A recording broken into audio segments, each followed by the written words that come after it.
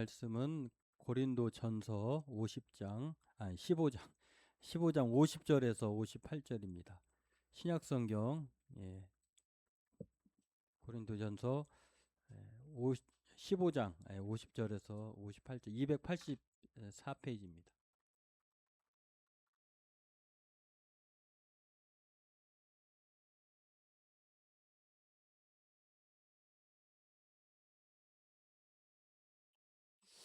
오늘 날씨가 다시 더워져가지고 의기소침 이제 많이 하시는 분도 계시고, 날씨 탓도 있고요. 뭐 우리나라 뭐 축구 기대했던 것도 뭐 탈락되고 뭐 여러 가지로 참 그런 희망의 그 끈이 다 떨어져 버리는 아주 막.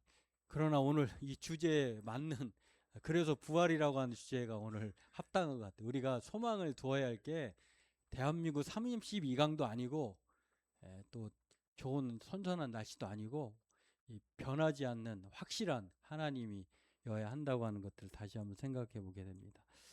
우리 함께 같이 본문 읽도록 하겠습니다. 고린도전서 15장 50절부터 같이 읽겠습니다. 형제들아, 내가 이것을 말하노니 혈과 육은 하나님 나라를 이어받을 수 없고 또한 썩는 것은 썩지 아니한 것을 유업으로 받지 못하느니라.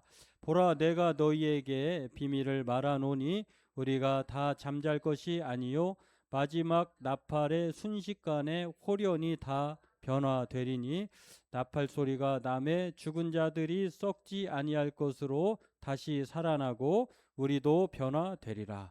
이 썩을 것이 반드시 썩지 아니할 것을 입겠고 이 죽을 것이 죽지 아니함을 입으리로다. 이 썩을 것이 썩지 아니함을 입고 이 죽을 것이 죽지 아니함을 입을 때에는 사망을 삼키고 이기리라고 기록된 말씀이 이루어지리라. 사망아, 너의 승리가 어디 있느냐? 사망아, 내가 쏘는 것이 어디 있느냐? 사망이 쏘는 것은 죄요 죄의 권능은 율법이라. 우리 주 예수 그리스도로 말미암아 우리에게 승리를 주시는 하나님께 감사하노니, 그러므로 내 사랑하는 형제들아, 견실하며 흔들리지 말고 항상 주의 일에 더욱 힘쓰는 자들이 되라. 이는 너희 수고가 주 안에서 헛되지 않은 줄 알미라. 아멘. 마지막 말씀이 우리에게 각인시켜 주는데, 우리의 모든 행동은 헛되지 않습니다. 여러분의 지금의 헌신, 수고, 섬김 헛되지 않습니다. 종말론적으로 우리가 하나님의 대면에서 볼 때에 다 그것들이 정말 헛되지 않음을 확인할 수 있을 것입니다. 오늘 사람들에게 그 무엇 때문에 삽니까? 라고 질문하면, 제가 아까 여기 안에서 들어보니까 우리 권 권사님하고 우리 김영자 집사님이 서로 대화를 하시, 제목을 보면서 집사님 뭐 때문에 살아? 막 그렇게 하시는데, 이게 사실은 다 대답이 다를 거예요. 대답을 하시는데 두 분의 대답이 그냥 하나님이 안 데려가니까 살지, 또 죽지 못 안 죽으니까 살지, 뭐 이런 말씀 하시는 것 같아요. 그 말도 질문에 대한 답일 수도 있어요. 그 뭐 우리의 삶이 우리의 마음대로 됩니까? 근데 보통 사람들이 왜 뭐 때문에 삽니까? 라고 물어보면 각자의 그 뭐라고 그럽니까? 각자 환경, 또 각자의 그런 위치에 따라서, 또 생각에 따라서, 이유와 목적에 따라서 다르게 대답할 것입니다. 그럼에도 우리는 대답을 추려보면 뭐 그 범주 안에 있을 거예요. 어떤 사람은 돈 때문에 산다, 어떤 사람은 가족 때문에 산다, 사랑 때문에 산다, 꿈 때문에 산다. 뭐 요즘 같아서는 우리나라는 뭐 끝났습니다만 야구 때문에 산다, 축구 때문에 산다, 뭐 드라마 때문에 산다, 또 먹을 것 때문에 산다, 이렇게 다양하게 말할 수 있을 것입니다. 나름의 삶의 이유와 목적을 투영해서 말하는 대답일 것입니다. 그러면 우리 그리스도인들은 무엇 때문에 삽니까? 라고 물어보면 뭐 우리는 뭐라고 대답할까요? 그 답을 여러 가지로 말할 수 있지만 하나의 답을 오늘 본문이 제시해 주는데, 오늘 이것을 살펴보고 함께 은혜 나누기를 원합니다. 15장, 고린도전서 15장은 부활장이라고 이렇게 소개될 만큼 부활에 대한 관한 이야기들이 긴 논증으로 소개되어 있는데요. 성탄절과 함께 우리는 이 부활장을 많이 접하진 않습니다. 1년에 한두 번 정도 그렇게 뭐 연례 행사의 단어로 취급당하고 있는데, 우리가 이렇게 부활을 생각할 만큼 왜 그러는가를 생각해 보면, 이 고린도 교회의 문제 중에 하나가 현재 상황이 좀, 고린도 교회 상황이 좀 어수선하기도 했고, 또 당시에는 신앙인들이라고 하면 핍박을 당하는 상황에 놓여 있기도 했고, 그걸로 인해서 고난도 받고 있었기 때문에 이 부활이라고 하는 단어가 주는 성도들에게 위안이 대단히 컸어요. 근데 오늘날 보면 우리는 고린도 교회 상황처럼 핍박 당하는 일도 없고, 또 삶의 어려움도 그다지 많지도 않고, 여러분, 저와 여러분들이 어렸을 때, 어르신들은 신앙생활 해보면 주님이 오늘 오실까 내일 오실까 얼마나 우리가 기대하면서 살았습니까? 그때 상황을 보면 우리나라가 그렇게 잘 살지 못했어요. 신앙생활하는 거 그 당시에, 지금 저희도 뭐 그 선생님, 저희를 가르치는 선생님들도 뭐 갑자기 안 나오세요. 그 왜 안 나왔는가 보면 아버지가 안 믿는 분인데 그 선생님이 교회 간다고 해가지고 머리를 잘라가지고 머리카락을 잘라서 선생님이 창피해서 못 나왔다고 하는 그런 시절을 우리는 겪었어요. 근데 지금은 그런 어려움도 없고 핍박도 없어요. 삶의 만족도도 예전보다 많이 좋아졌어요. 그리고 평균 수명이 의학과 과학의 발달로 정말 85세 이상, 90세 이상은, 여러분 시마다 다릅니다만 80세, 90세, 100세에 따라서 장수 축하금을 줘요. 지금은 80세가 되어야 장수 축하금을 주는데, 예전에는 80세 넘는 분들 거의 없었어요. 그 정도로 우리가 윤택한 상황에 놓여 있기 때문에 부활이라고 하는 단어를 생각할 겨를이 없어요. 부활 그까짓 거 뭐 이 세상에서도 충분히 100세까지 살 수도 있고 좀 더 살 수도 있는데, 이 세상이 그렇게 천국 생활 하다가 죽으면 그만이지 뭐 또 죽어서 이후에 또 뭐 더 산다고, 이런 생각들, 그런 삶의 환경이 우리를 부활이라고 하는 단어를 좀 매력적으로 못 느끼게 한다라고 하는 것들이 있다고 하는 것입니다. 그런데 오늘 이 바울 사도가 고린도 교회의 부활을 말하는 이유가 있습니다. 첫 번째는 무엇이냐면, 부활이 없다고 주장하는 사람들이 생겨나기 시작했어요. 그렇게 부활이 복음의 진리의 하나의 축이고 핵심이라고 바울 당시에는 그렇게 사람들이 1년 6개월 동안 배우고 가르침을 받았는데, 바울이 떠나고 난 이후에 고린도 교회가 얼마나 그 지역적으로 또 여러 가지로 그 뭐 은사로 충만하고 또 배운 사람도 많고 또 삶의 풍부함도 있었던 그런 교회 아니겠습니까? 그러다 보니까 이제는 그것이 서서히 둔감해지기 시작했어요. 부활이 없어. 그러니까 사람들이 현혹당하기 시작합니다. 정말 부활이 없는 것 같아. 이렇게 거짓 복음 때문에 부활이 없다라고 하는 이 진리가 아닌 비진리가 고린도 교회 안에 들어왔기 때문에 바울은 이 문제에 대해 다시 지적하지 않을 수 없다는. 그래서 대단히 15장의 내용들을 보면은요, 58절까지 이렇게 쭉 있는 것을 보면 대단히 많은 부분을 할애해서 부활이라고 하는 것을 다시 강조하는 것을 봅니다. 그렇죠? 부활이 복음의 핵심 중 하나이고, 또 부활은 역사적 사실이고 믿어야 할 진리라고 하는 것을 오늘 바울은 계속해서 앞서서 서두에서 말을 합니다. 그러면서 오늘 이 흔들리지 말 것을 부탁하는 말씀이 오늘 15장에 담겨져 있는데, 그러한 이유로 부활을 말할 수밖에 없었다라고 하는 것입니다. 그래서 바울은 이 부활이 확실하다고 하는 말을 여러 가지 비유로, 목격자들이 있었다는 거예요. 그 당시에 목격자들, 자신을 비롯해서 사도들, 뭐 예수님의 사람들이 눈으로 봤다는 거예요. 역사적 사실이고 진리다라고 하는 것입니다. 그것뿐만 아니라 실제적인 자연 현상을 봐서도 그것을 알 수 있는 것인데, 한 알의 밀알이 땅에 떨어져 죽었을 때의 많은 열매로, 우리가 땅에 묻혔을 때는 그게 생명인지 아닌지 모르잖아요. 그러나 그 씨앗이 발화가 되고 또 줄기가 나고 또 열매를 맺을 때 우리는 신비로움을 경험한다고 하는 것이, 이것을 바울은 식물 이미지를 통해서도 설명을 합니다. 증거자들도, 목격자들도 그렇게 많고, 또 자연 현상을 통해서도 부활은 있을 수밖에 없다. 더욱 확실한 것은 예수님이 모든 사람의 첫 열매다 라고 말을 합니다. 이 철 열매라고 하는 것은 수확의 첫 그 소산물을 뜻하는 것이 아니라 그것이 보증된다라고 하는 뜻을 가졌어요. 그러니까 이것은 첫 열매, 그리스도라고 하는 말은 첫 열매라고 하는 헬라어 단어의 뜻은 앞으로 거둘 추수를 보증하는 단어예요.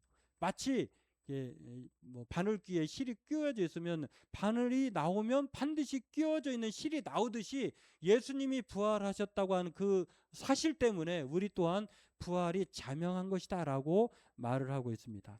요즘 감자철인 것 같은데요. 지난주에 박영국 안수집사님 어머니 권사님께서 정말 최고의 그 농산물을 수확해가지고 감자를 우리에게 갖다 주셨는데 오늘 여러분이 그 최고의 감자로 요리된 맛을 중식으로 맛볼 것입니다. 맛있게 드시길 바랍니다. 근데 이번 주에 또 제가 아는 선배 그 분이 이제 농사를 지어가지고 감자를 캐러 오래 새벽 5시에 이제 새벽 5시는 무리일 것 같은데 아무튼 5시에 캐야겠다고 하는 거예요. 그래서 좀 늦게 갔는데 조금 늦었는데 다 캐놓으셨더라고요. 감자밭이 새 줄기를 여기서 한 저 끝까지 새 뭐라고 그래 고랑이라고 그러나요? 이게 이렇게 쭉 하셨는데 세 분이 농사를 지었대요. 그리고 각각 한 주씩 자기 거래요. 2개를 캐셨더라고요. 땅바닥에 쭉 널려 있어요. 그 감자를 캐놓은 감자를 좀 가져왔는데 물어보니까 요즘에는 전에는 제 기억으로는 씨감자에 그 씨 있는 거를 도려내 가지고 심었는데 요즘에는 그냥 하나씩 심는데요. 하나를 심었는데 한 박스를 샀는데 그 어마어마한 숫자의 감자가 열린 거예요. 깜짝 놀랐어요. 이게 한 박스를 사서 씨감자를 심었는데 한 박스는 물론이고 뭐 한 제가 볼 때는 한 50박스는 나오겠더라고요. 그걸 보면서 예수님의 감자를 그 수확하는 것을 보면서 이 부활을 생각해 보게 되는데요.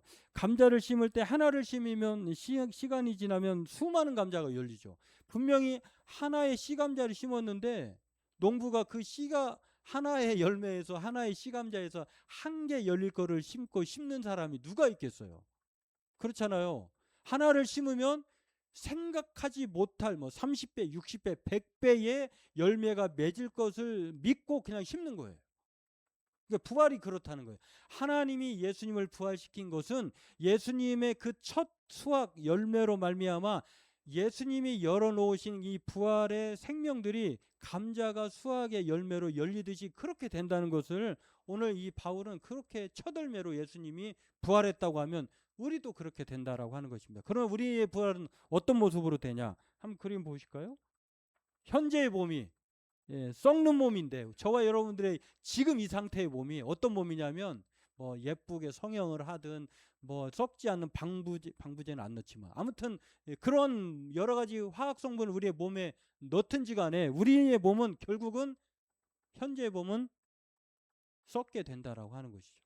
그리고 우리의 몸은 욕되는 것이라고 하는 것은 천하다 비천하다 그런 뜻이에요.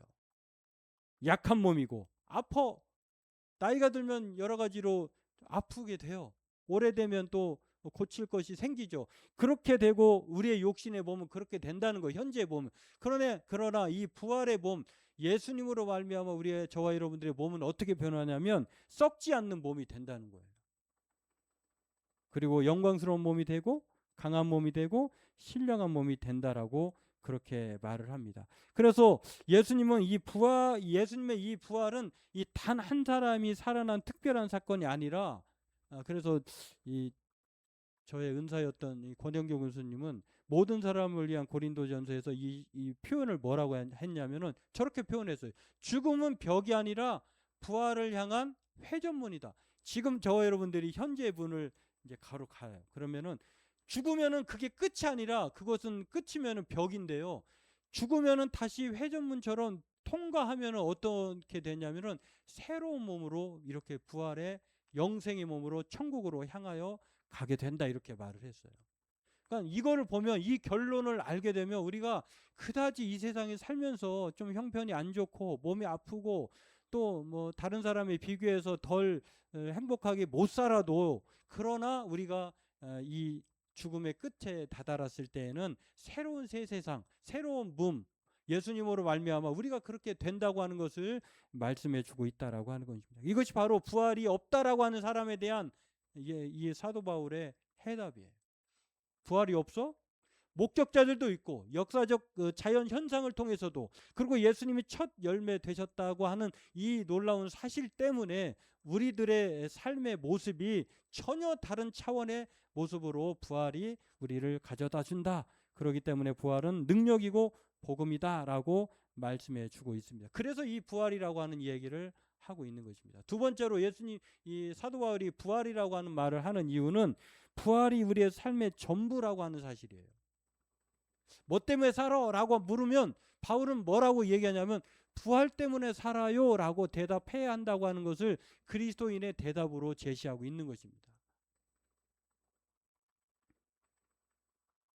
부활이 영원한 소망이고, 그러기 때문에 그 부활이라고 하는 주어진 결정, 결과 때문에 우리가 이 세상을 담대하게 살아갈 수 있다는 것을, 살아갈 것을 또 고면하고 있는 것을 볼 수가 있습니다. 현재를 살아가게 하는 저와 여러분의 원동력이 무엇이냐? 그게 바로 부활이라고 하는 거예요. 왜 그렇게 말을 할까? 고린도 교회는 여러 계층의 사람들이 섞여 있었어요. 온갖 문제투성이도 많았지만 그 사람들의 문제를 보면 거기에는 뭐 은사가 최고라고 얘기하는 은사주의자들도 있고, 형편이 좋은 사람도 있고, 배우지 못한 사람도 있고, 노예 같은 사람도 있고, 능력이 없는 사람도 있어요. 근데 이 모두에게 부활은 새로운 시작을 의미해요. 어떤 사람은 이 세상이 만족하기 때문에 부활이 없었다고 생각할 수도 있어요. 그러나 그것이 천년만년 가지 않아요.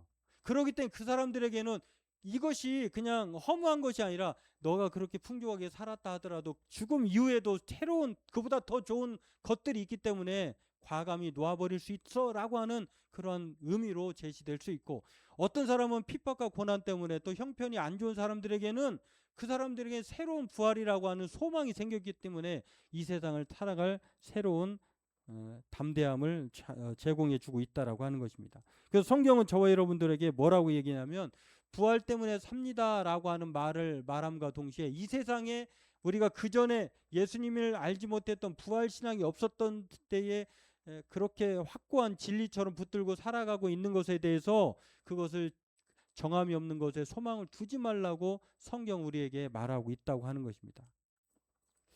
뭐 한 번쯤 들어본 사람들, 또 우리가 경험적으로 알고 있는 것들을 보면은요, 이 공중 서커스 하는 사람들의 모습을 보면 이 비결이 있다고요. 비결.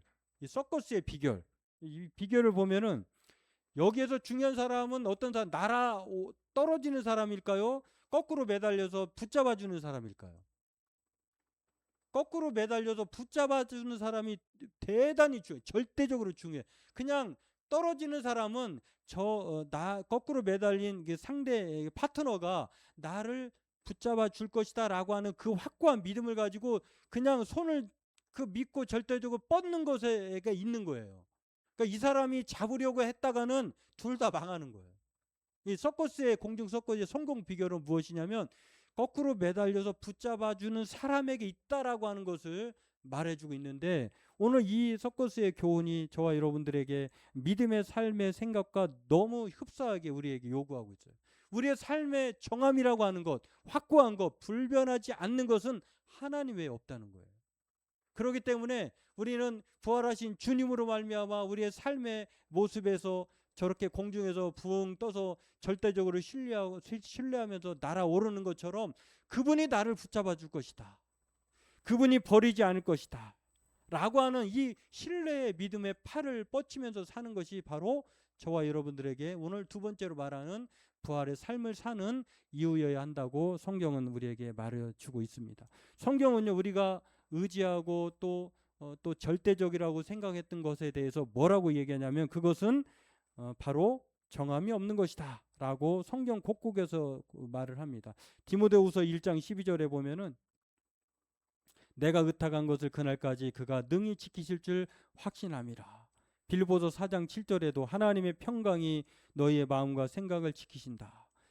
그러면서 재물은 날아가고 또 사람은 사람과 육신으로 그의 힘을 삼는 것은 하나님으로부터 도움이 아니라 저주를 받는다라고 말을 합니다. 그리고 저와 여러분들에게 우리의 보물을 땅에 쌓아두지 말고 하늘에 쌓아두라 이렇게 말을 해요. 제가 이번 주에 부활 경험한 사람인데요.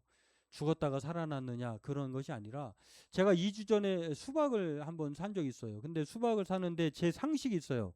여러분도 아시는 상식이겠지만 뭐 하도 요즘에 그 수박 그 분별법이라고 하는 게 많이 나오잖아요. 근데 그런 상식에 기초해서 제가 수박을 샀는데 뭐 왼쪽 그림에 의해서 제가 샀어요. 근데 대형마트에서 샀는데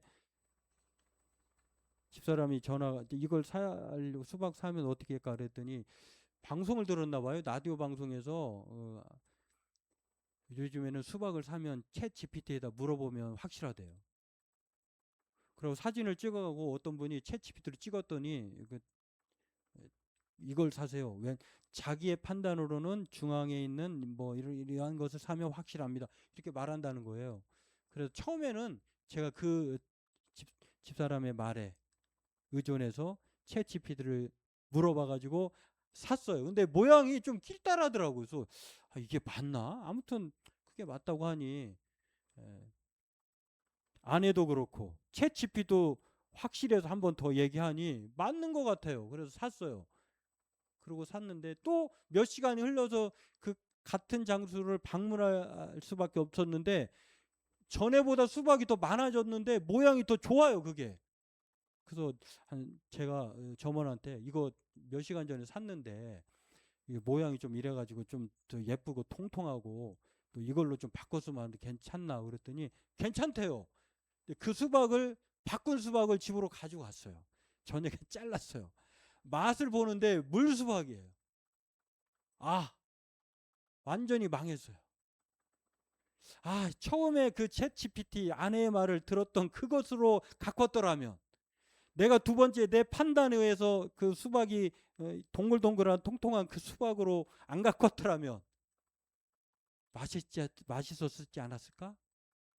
아무튼 그러고 나서 시간이 흘러서 금요일이 돼서 이번 주 금요일에 2주가 흘렀어요. 근데 그 수박도 전에 제가 사는 재래시장인데요. 그 수박은 많은 수박을 아저씨가 밭대기로 사왔나 봐요. 근데 제가 2주 전에도 그 수박을 봤거든요. 근데 안 팔렸나 봐요. 그래서 물어보니까 금요일에 물어보니까 목요일쯤에 제가 운동하면서 이렇게 지나가다가 보면서 이제 혹시 수박 얼마씩 해요? 그랬더니 전에 25,000원이었는데 이거 18,000원이라는 거예요. 목요일 당시에는. 그래서 제가 금요일에 수박을 하나 더 샀으면 어떨까? 근데 전에처럼 실패하지 말고 저보고 챗 GPT로 찍어보래. 그래서 제가 찍은 거예요. 저게 오른쪽 그림이. 여러분 맛있는 수박이 어떤 걸까요? 저 오른쪽 그림에 하나 둘 셋 여러 가지가 있어요. 챗 GPT가 저에게 이 수박은 확실히 맛있는 수박입니다라고 찍어줬는데 그 수박은 오늘 저와 여러분들이 점심에 맛볼 겁니다. 제가 미리 맛봤는데 대단히 맛있어요. 물수박이 아니에요. 꿀수박이에요. 이번엔 성공했어요. 챗 GPT가 확실해요. 어떤 걸까요? 가운데 수박이에요. 또 센스 있는 분들 저 사진을 또 캡처해갖고 또 바로 지금 검색하는 분도 있을 수 있을 것 같아. 네, 저렇게 저 가운데 수박이에요. 저 많은 수박 중에. 야, 그 수박을 제가 보면서요. 챗 GPT가 이 저의 기분, 판단, 저의 그 완전 이 죽었던 저의 길을 다시 살려놓았던 거. 그래서 제가 부활을 경험했다고 말을 하는 거예요. 근데 가만히 생각해 보니까 이 챗 GPT가 잠깐 우리의 입맛을 돋구는 기분을 살릴 수 있지만 우리의 삶의 영원한 생명까지도 살릴 수 있을까? 우리가 이제는 앞으로 챗 GPT나 AI 생성형 그 인공지능 기반에 우리가 살아갈 텐데 이게 우리의 삶을 정말 영생의 삶으로까지 인도해낼 수 있을까? 지금 뭐 달나라로 아니 뭐 달은 물론이고 화성까지 이제 사람이 왔다 갔다 하는 시대가 곧 열릴 겁니다. 이제 지구가 이제 점점 뜨거워지고 우리는 이주해야 될 그런 상황이 놓일 수 있어요. 그럼에도 불구하고 영원한 생명까지 그것들이 우리에게 가져다 줄 수 있을까? 그렇지는 않다는 거예요.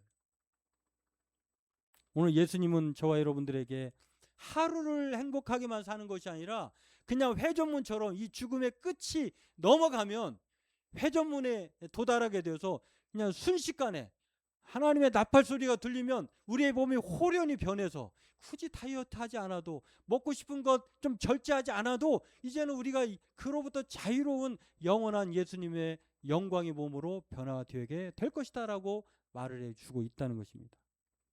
그러니 끝인가? 그러지 않다는 거예요.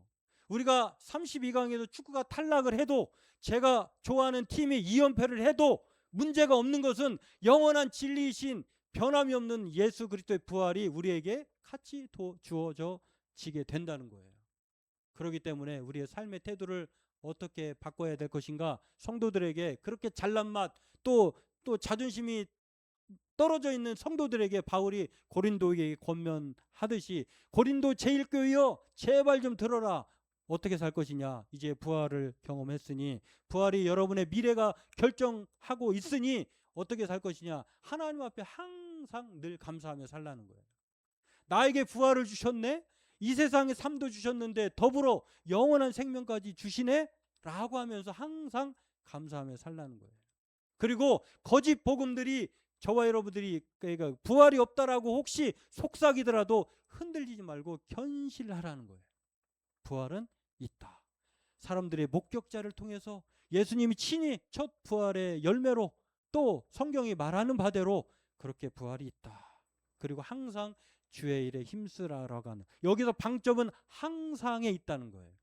기분이 좋을 때만이 아니에요. 내가 잘 나갈 때만 주의 일을 열심히 하는 것이 아니라 항상, 그러든지 저러든지 항상 늘 푸른 소나무처럼 주의 일에 힘쓰다 보면 우리의 믿음이 이러한 수고가 헛되지 않는다라고 하고 바울은 강조해서 말하고 있다고 하는 것을 볼 수가 있습니다. 바라기는 저와 여러분들에게 무엇 때문에 삽니까? 라고 물으면 그냥 마지못해 살아요. 이거는 그냥 피동적이고 그냥 수동적이에요. 그러나 무엇 때문에 삽니까? 라고 물으면 부활 때문에 살죠 라고 하면은 힘이 생겨요. 능동적이에요. 적극적이에요. 바라기는 저와 여러분들이 정말로 이 부활의 의미를 잘 알고, 한 번만이 아니라 내내 나에게 주신 이 부활이 얼마나 큰 능력이고 은혜인가를 생각하면서, 항상 이 부활을 생각하면서 믿음 가운데 감사하면서 흔들리지 말고 항상 주의 일에 힘쓰는, 그러한 헛된 것이 아니라 복된 믿음으로 사는 저와 여러분들에게 주의 이름을 축원합니다. 기도하겠습니다. 하나님,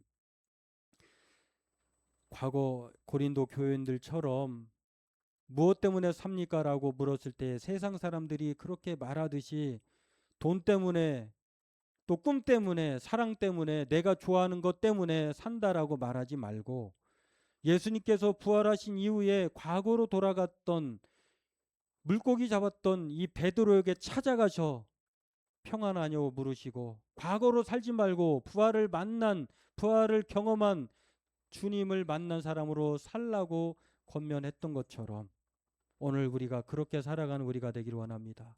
부활의 주님을 만나지 못했을 때는 자신이 스스로 무덤을 만들어 그곳에 두려움 가운데 살았지만, 그러나 부활의 주님을 만난 이후로 무덤에서 나와서 많은 사람들에게 부활의 주님을 증거하는 사람들로 살아야 하는 것처럼, 우리 또한 부활을 경험한, 부활을 믿는 사람들로 세상 모든 사람에게 나를 봐라, 나를 보면 부활의 주님을 보는 것처럼 그렇게 담대하게 살아가는 우리 성도들 되게 도와주옵소서. 감사하며 예수님의 이름으로 기도하옵나이다. 아멘.